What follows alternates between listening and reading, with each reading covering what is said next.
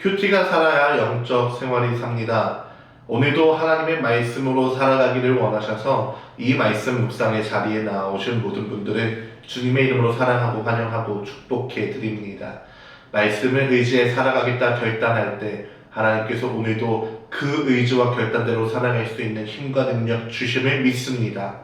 오늘은 4월 29일 수요일입니다. 오늘 하나님께서 우리들에게 주시는 말씀은 시편 106편 13절로 33절까지의 말씀입니다. 그러나 그들은 그가 행하신 일을 곧 잊어버리며 그의 가르침을 기다리지 아니하고 광야에서 욕심을 크게 내며 사막에서 하나님을 시험하였도다. 그러므로 여호와께서는 그들이 요구한 것을 그들에게 주셨을지라도 그들의 영혼은 쇠약하게 하셨도다. 그들이 진영에서 모세와 여호와의 거룩한 자 아론을 질투하며 땅이 갈라져 다단을 삼키며 아비람의 담을 덮었고 불이 그들의 당에 붙으며 화염이 악인들을 살랐도다. 그들이 호렙에서 송아지를 만들고 부어 만든 우상을 경배하여 자기 영광을 풀먹는 소의 형상으로 바꾸었도다. 애굽에서 그 큰 일을 행하신 그의 구원자 하나님을 그들이 잊었나니 그는 하멜 땅에서 기사와 홍해에서 놀랄만한 일을 행하신 이시로다. 그러므로 여호와께서 그들을 멸하리라 하셨으나 그가 택하신 모세가 그 어려운 가운데에서 그의 앞에 서서 그의 노를 돌이켜 멸하시지 아니하게 하였도다. 그들이 그 기쁨의 땅을 멸시하며 그 말씀을 믿지 아니하고 그들의 장막에서 원망하며 여호와의 음성을 듣지 아니하였도다. 이러므로 그가 그의 손을 들어 그들에게 맹세하기를 그들이 광야에 엎드러지게 하고 또 그들의 후손을 묵백성 중에 엎드러뜨리며 여러 나라로 흩어지게 하리라 하셨도다. 그들이 또 부올의 바알과 연합하여 죽은 자에게 제사한 음식을 먹어서 그 행위로 주를 경노하게 함으로써 재앙이 그들 중에 크게 유행하였도다. 그때에 비느하스가 일어서서 중재하니 이에 재앙이 그쳤도다. 이 일이 그의 의로 인정되었으니 대대로 영원까지로다. 그들이 또 무리바몰에서 여호와를 노하시게 하였으므로 그들 때문에 재난이 모세에게 이르렀나니 이는 그들이 그의 뜻을 거역함으로 말미암아 모세가 그의 입술로 망령되이 말하였음이로다. 아멘. 우리가 오늘 함께 읽은 시편 106편은 이스라엘 백성들이 광야에서 저질렀던 뼈아픈 반역의 역사를 말하고 있습니다.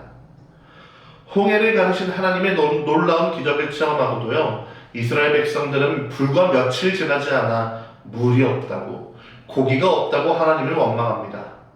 오늘 본문 13절은 그들의 영적 상태를 이렇게 말합니다. 그들은 그가 행하신 일을 곧 잊어버리며 그의 가르침을 기다리지 아니하고. 아멘. 사랑하는 성도 여러분, 이스라엘 백성들의 가장 큰 비극은요, 바로 이 망각에서부터 시작되었습니다. 은혜를 잊어버린 빈자리에는요, 어김없이 탐욕과 욕망이 자리 잡게 된다는 겁니다. 14절을 보면요, 그들은 광야에서 욕심을 크게 내면서 하나님을 시험했다라고 말합니다. 하나님을 나의 구원자, 나의 주인이 아니라 그저 내 욕망을 채워주는 자판기처럼 취급했다는 것입니다. 그 결과가 어떻게 되었습니까? 15절은 이렇게 기록합니다. 그러므로 여호와께서는 그들이 요구한 것을 그들에게 주셨을지라도 그들의 영혼은 쇠약하게 하셨도다. 아멘. 이 말씀은 오늘날 세속주의에 물들어가는 우리를 향한 강력한 경고인 줄 믿습니다. 세상은요, 끊임없이 우리에게 이렇게 말합니다. 더 많이 가져라, 더 높아져라, 남들보다 더 빨리 성공해라 라고 말입니다. 그래서 우리는요, 내 뜻대로, 내 욕심대로 기도가 응답되는 것을 축복이라고 생각할 때가 많다는 것입니다. 하지만 여러분, 세상이 말하는 스펙과 재물과 성공을 우리가 얻어낸다 할지라도 그 과정 가운데에서 하나님과의 관계가 무너지고 다른 사람들을 짓밟아 내 욕망을 채운다면 그것은 축복이 아니라 재앙이라는 것입니다. 이처럼 세속적인 탐욕으로 가득 찬 이스라엘 공동체는요, 멸망의 위기 앞에 서게 됩니다. 이 이스라엘 백성들의 죄로 인해서요, 하나님과 이스라엘 백성들 사이에 가장 갈라진 틈이라는 것이 생겨버렸다는 것입니다. 그런데 사랑하는 여러분, 오늘 본문은요, 이 갈라진 틈에 온몸으로 메운 두 사람이 있다고 오늘 본문은 우리에게 말합니다. 그 첫 번째 인물이 누구일까요? 바로 모세입니다. 23절 말씀은 이렇게 기록합니다. 그러므로 여호와께서 그들을 멸하리라 하셨으나 그가 택하신 모세가 그 어려움 가운데에서 그의 앞에 서서 그의 노를 돌이켜 멸하시지 아니하게 하였도다. 아멘. 이스라엘 백성들이 반역함으로 그 하나님의 진노가 이스라엘 백성 가운데 임할 때요, 모세는 이렇게 말하지 않습니다. 거봐, 내 말 듣지 않더니 너무나 잘 됐다. 너네는 벌 좀 나고 혼 좀 나야 돼 라고 말하지 않았습니다.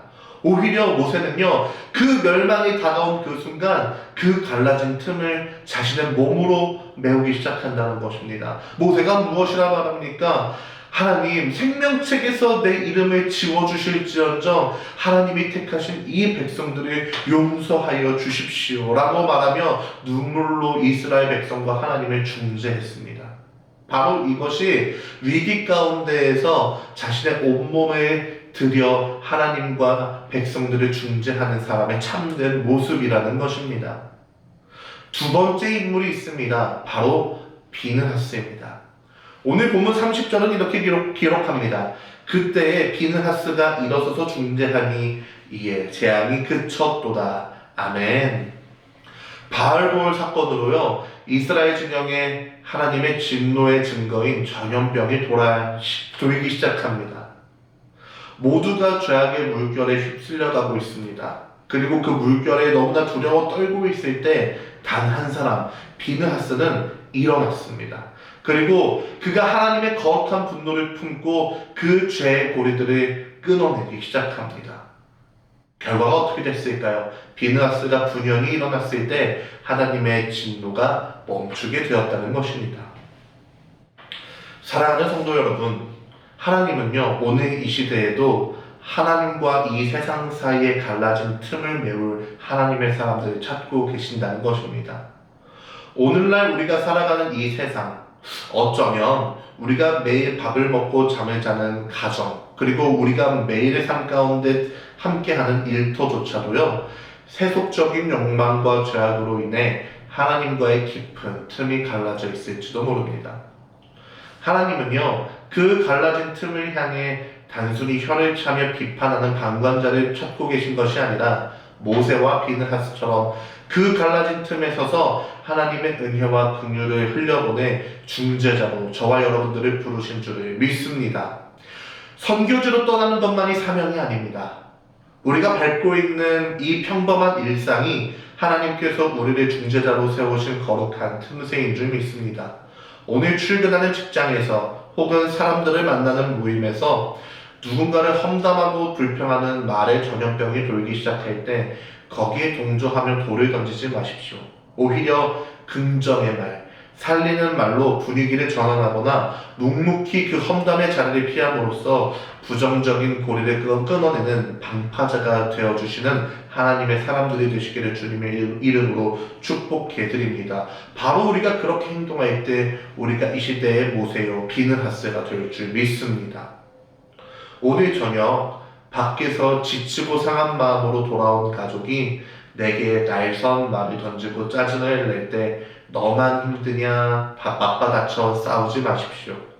분노와 갈등으로 가정이 허물어질 뻔한 그 틈에 서서 우리의 몸으로 품어 안아주시고 속으로 그 힘든 영혼을 위해 가족 구성원들을 위해 기도해 주십시오. 그 찰나의 순간이 우리가 가정과 하나님 사이에 있어서 그 매운 틈을 지켜내는 모세와 비느하스가 될 줄 믿습니다. 물론 우리도 모세와 비느하스처럼 늘 완벽하게 서 있을 수는 없는 연약한 존재들입니다. 그래서 우리는 누구를 의지해야 합니까? 우리의 영원한 대제사장이자 중재자가 되시는 예수 그리스도를 바라보아야 될 줄 믿습니다. 죄로 인해 우리와 하나님과의 틈이 너무나 크게 벌어졌을 때 어떻게 하셨습니까? 예수님은 그 십자가에 달리셔서 그 너무나 크게 갈라진 틈에 십자가로 메우신 줄 믿습니다. 그 주님의 은혜가 있었기에 오늘도 우리는 주님 앞에 하나님을 아버지라 부르며 나아갈 수 있는 그런 사람들이 되었다는 것입니다. 그러니 오늘 말씀을 기억해 주십시오. 우리의 영혼을 쇠약하게 만드는 그 세속의 탐욕들을 십자가 앞에 내려놓으시기를 바랍니다. 그리고 오늘 하루 우리를 일터로, 가정으로 보내시는 그 주님의 보내심을 따라 그 가정과 일터에서 혹여나 하나님과의 틈이 있다면 그 틈을 몸으로 메우시고 그 틈을 중재해내시는 하나님의 사람들이 되시기를 주님의 이름으로 축복해 드립니다.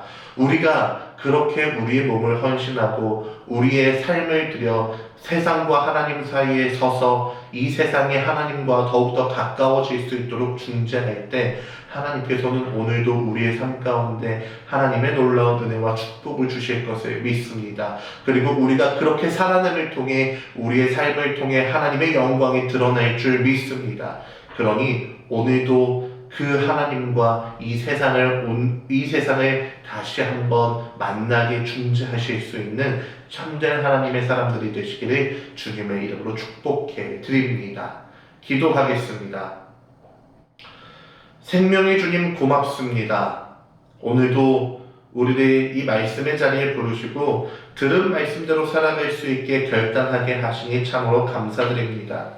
하나님, 우리가 세상을 살아가다 보면 세상의 탐욕에 눈이 멀 때가 있습니다. 그리고 우리가 그 세상의 탐욕에 눈이 멀게 되면 우리의 영혼이 조금씩 쇠약해져 감을 우리는 보게 됩니다. 하나님, 우리의 연약함과 우리의 부족함을 긍휼히 여겨주시고 용서하여 주시옵소서.